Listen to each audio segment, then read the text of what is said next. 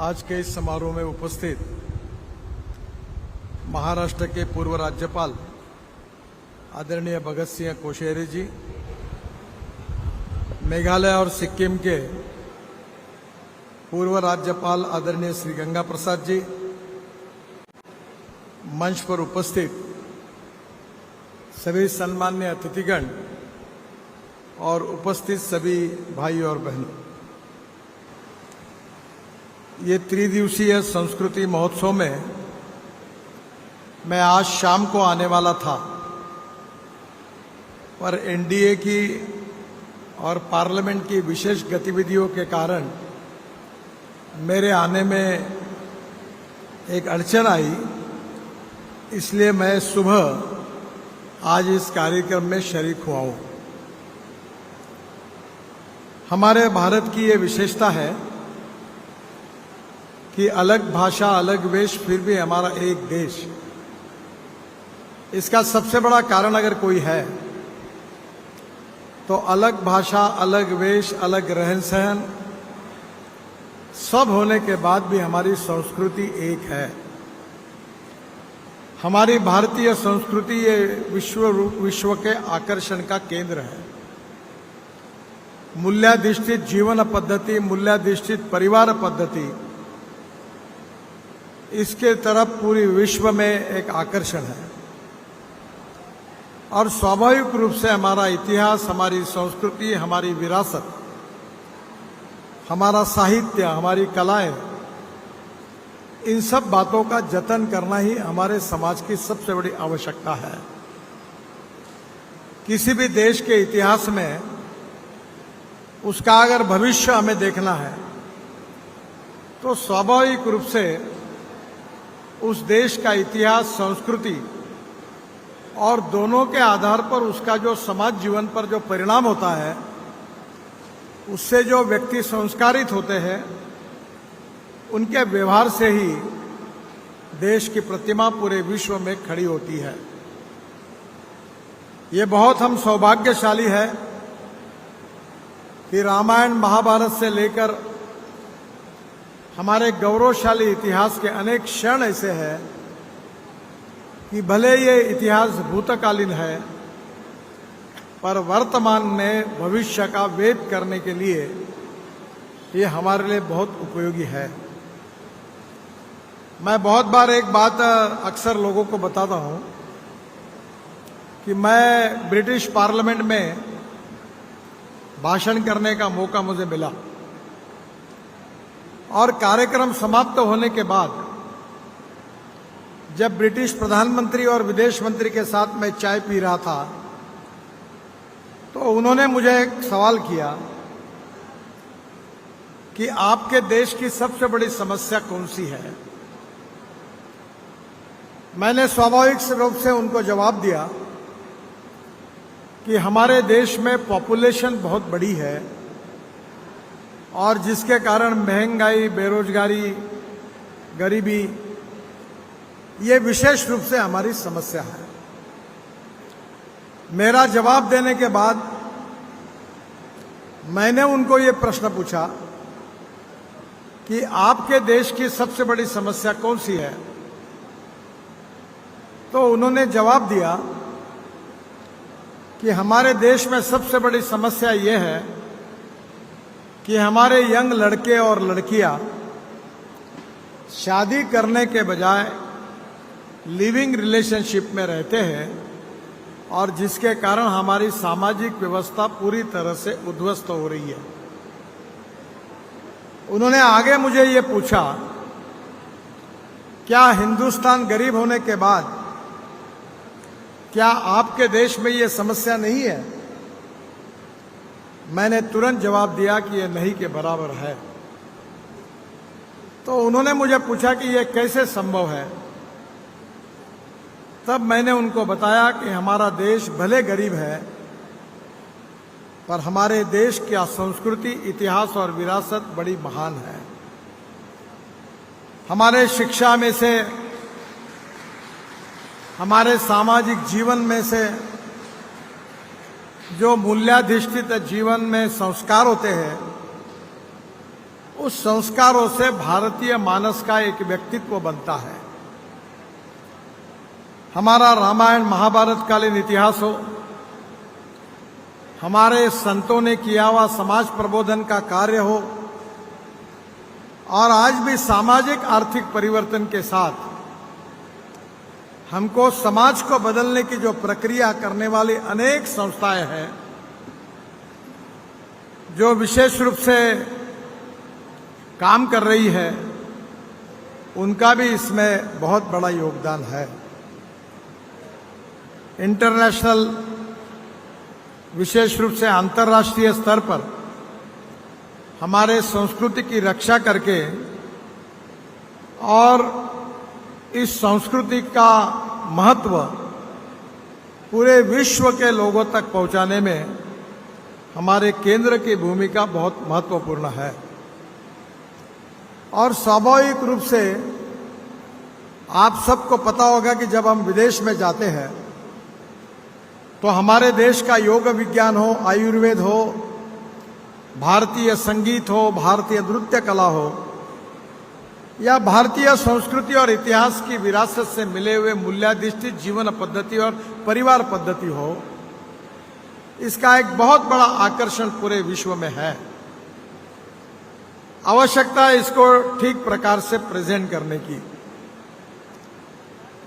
ये कहा जाता है कि हमारे विचार कितने भी श्रेष्ठ हो, हमारे सिद्धांत भी कितने भी श्रेष्ठ हो, पर जहां हम जाते हैं उन लोगों को उनकी भाषा में प्रभावी रूप से उसको समझाना ये उतना ही आवश्यक है। और इसलिए मुझे खुशी है कि आज पूरे विश्व में भारतीय संस्कृति से जुड़े हुए अनेक बातों का रिसर्च हो रहा है, संशोधन हो रहा है। अगर हम जर्मनी में जाएंगे तो आयुर्वेद में और संस्कृत में जर्मनी हमसे आगे है। मुझे ऐसा लगता है कि आज हमारे देश में हमारे इतिहास संस्कृति को जतन करने वाली जितनी संस्थाएं हैं, वो आज भी इसका महत्व लोगों को समझाने की पूरी कोशिश कर रही है।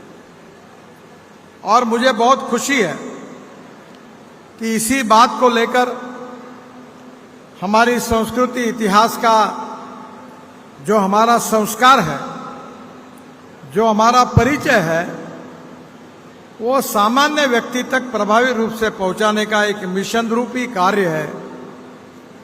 और ये कार्य विशेष रूप से मुझे इस बात की खुशी है कि हमारे साधु संत हैं, हमारे विचारक हैं, भारतीय संस्कृति प्रति कटिबद्धता रखने वाली हमारी संस्थाएं हैं, हमारे एनजीओज हैं, हमारी यूनिवर्सिटीज हैं, हमारे महाविद्यालय हैं, हमारे संस्कृत विश्वविद्यालय जैसे बहुत अच्छी अच्छी संस्थाएं हैं।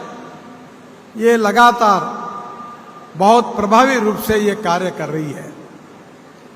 मुझे और एक बात की खुशी है कि ये जो हमारा संस्कृति महोत्सव है, वो फिर से एक बार हमारे भारतीय समाज को संस्कृति के प्रति जगाने का तो कार्य करेगा ही, पर उसके साथ साथ यह विचार भारतीय सीमाओं तक सीमित नहीं रहेगा, तो यह विचार 7 समुंदर के आगे जाकर पूरे विश्व को दिशा और मार्गदर्शन करने में यशस्वी होगा।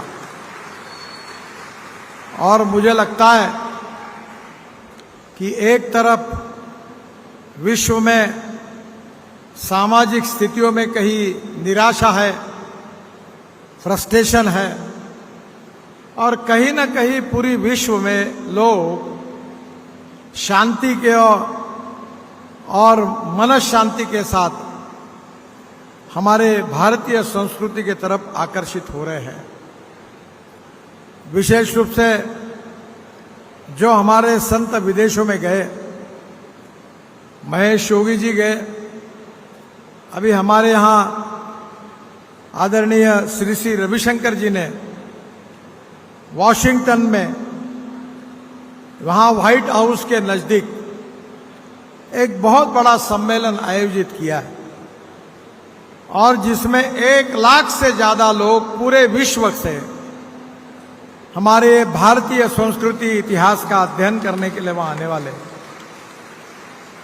अनेक राष्ट्रों के जो राजमान्य नेता है, विचारक है, उद्योगपति है और विशेष रूप से यूनिवर्सिटी में लेक्चरर के रूप में काम करने वाले प्रमुख चिंतक है, वो सब भारतीय संस्कृति और हिंदू संस्कृति का अध्ययन करने के लिए वहां आने वाले हैं। और हमारी संस्कृति भी सहिष्णुता की सबसे बड़ी विशेषता है। सहिष्णुता, सर्वसमावेशकता, सर्वधर्म समभाव, ये हमारी विशेषता है। भारतीय संस्कृति जो हिंदू संस्कृति के रूप में पर्यायवाची शब्द है, उसके बारे में हमने विश्व को, हमारे देश में हम यही बात कहते हैं कि संस्कृति सबकी एक चिरंतन, पुरखे जिसके हिंदू है, विराट सागर समाज अपना, हम सब इसके बिंदु है। हमारी संस्कृति, इतिहास और विरासत एक है। हमारी उपासना पद्धति अलग अलग हो सकती है। कोई गुरुद्वारा में जा सकता है, कोई बौद्ध विहार में जा सकता है, कोई मंदिर में जा सकता है, कोई मस्जिद में जा सकता है। उपासना पद्धति भले अलग हो, पर हमारी संस्कृति, इतिहास और विरासत एक है। यही भारतीयता की विशेषता है। स्वामी विवेकानंद जी ने शिकागो में जो भाषण दिया था, वो हमारे लिए बहुत ही आदर्श है। उन्होंने ये कहा था विश्व के प्रतिनिधियों के सामने कि मैं आपको ये बताने के लिए नहीं आया हूं कि मेरा धर्म श्रेष्ठ है, मैं आपको यह भी बताने के लिए नहीं आया हूं कि मेरा भगवान श्रेष्ठ है, मैं आपको यह बताने के लिए आया हूं कि जिस धर्म पर, जिस भगवान पर तुम्हारा विश्वास है, वो भगवान श्रेष्ठ है और वो धर्म श्रेष्ठ है। हमारे संस्कृत में एक सुभाषित है, आकाशात पतितम तोयम यथा गच्छति सागरम सर्वदेव नमस्कारः केशवम प्रति गच्छति। हमारे मराठी में एक कवि ने इसका बहुत सुंदर अनुवाद किया है।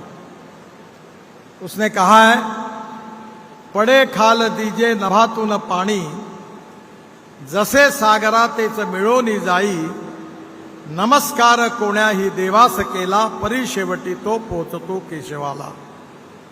इसका अर्थ यही है कि जिस प्रकार से आसमान से पानी गिरता है, पानी नदी नालों को मिल जाता है और नदी नाले अंतिमतः सागर को, समुद्र को मिल जाते हैं, उसी प्रकार से हमने किसी भी भगवान का अगर दर्शन किया तो हमारा नमस्कार अंततोगत्वा जो धर्म में जो हमारा भगवान है सबका, उसी के पास पहुंचता है।